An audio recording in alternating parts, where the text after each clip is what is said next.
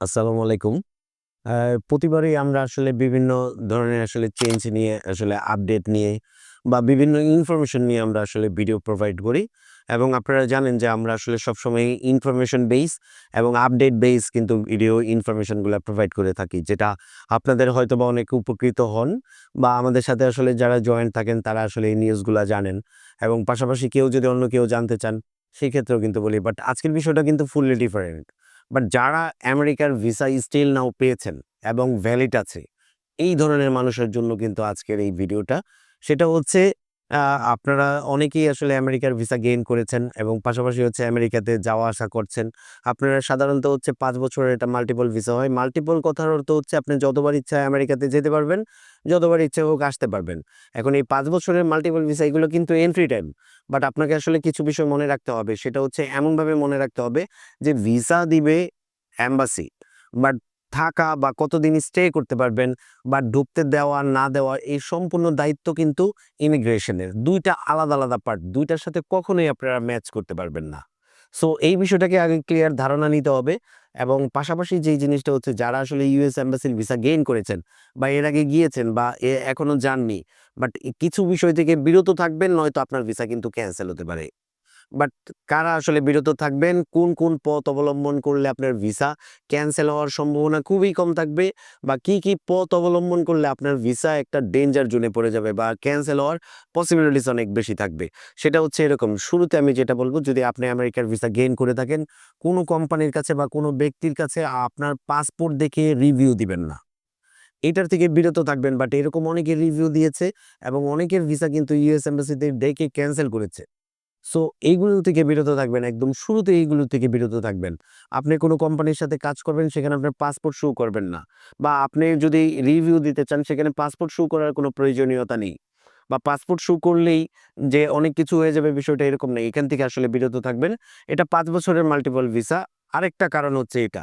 যেমন আপনার একটা ইনটেনশন আছে যে আপনি আমেরিকাতে গিয়ে কোনো ভিসা স্ট্যাটাস পরিবর্তন করে বা ওখানে কোনো ওয়ার্ক পারমিট নিয়ে বা ওখানে আপনি অবৈধভাবে বা বৈধভাবে যেকোনো একটা প্রক্রিয়ায় আপনি থেকে যাবেন।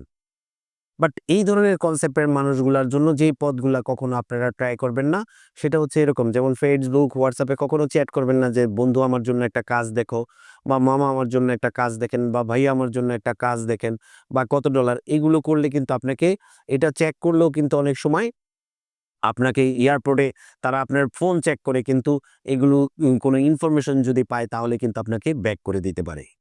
এবং পাশাপাশি আপনার সাথে কিন্তু আপনার ভিসাও ক্যানসেল করে দিতে পারে। বাট এইগুলোর থেকেও কিন্তু বিরত থাকবেন। আরো কিছু বিষয় থেকে বিরত থাকবেন, সেটা হচ্ছে আপনারা যারা আমেরিকাতে অলরেডি গিয়েছেন, বাট আপনারা অনেকেই জানেন যে আমেরিকাতে অনেকেই খুব ফ্লেক্সিবল ভাবে গাড়ি চালান বা অনেকের লাইসেন্স থাকে, অনেকের লাইসেন্স থাকে না। সেই ক্ষেত্রে বাট আপনি কোন ধরনের কোনো জরিমানার মধ্যে পড়েছিলেন কিনা এবং সেটা আপনি পেইড করেছিলেন কিনা, এই বিষয়টাকে যদি আপনাকে এনশিওর করতে হবে।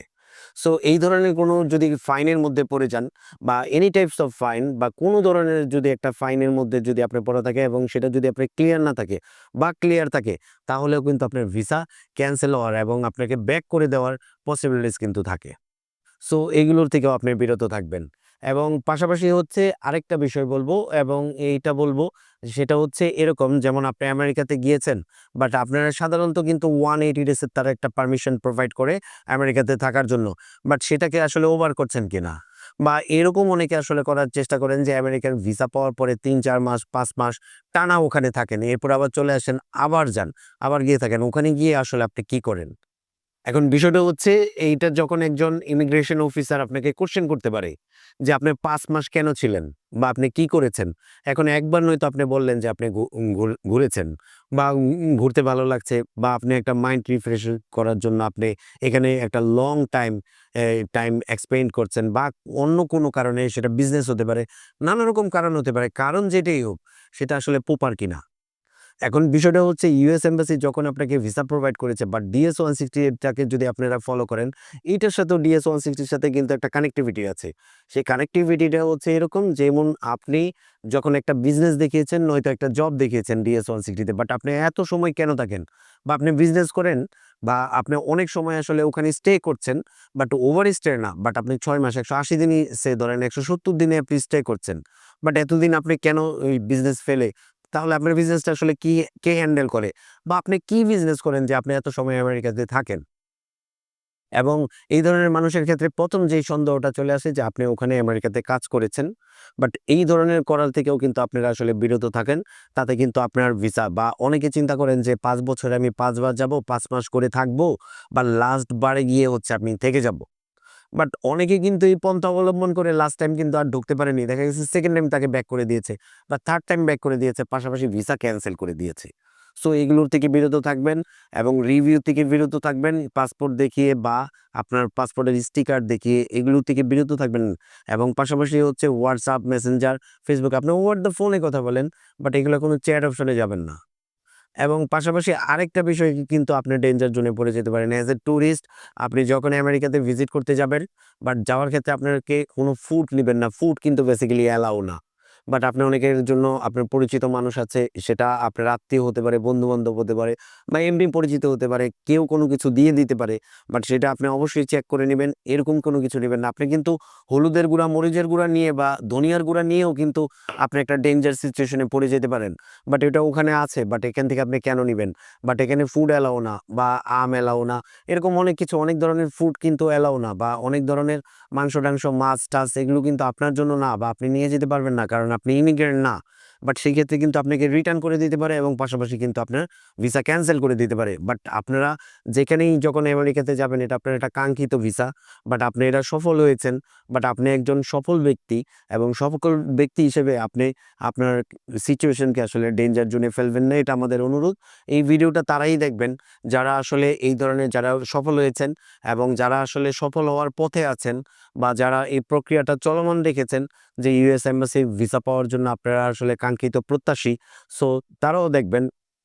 সো আপনারা দেখলে কিন্তু উপকৃত হবেন এবং পাশাপাশি হচ্ছে এই বিষয়গুলোতে আমরা আসলে গাইড করার চেষ্টা করি সবসময়। বাট আপনারা অতিরিক্ত টাকা নিয়ে যাবেন না।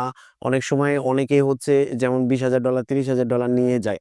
বাট এখানে যদি আপনি নেন সেখানে আপনি ডিক্লারেশন পেপারে ডিক্লেয়ার প্রোভাইড করতে হবে।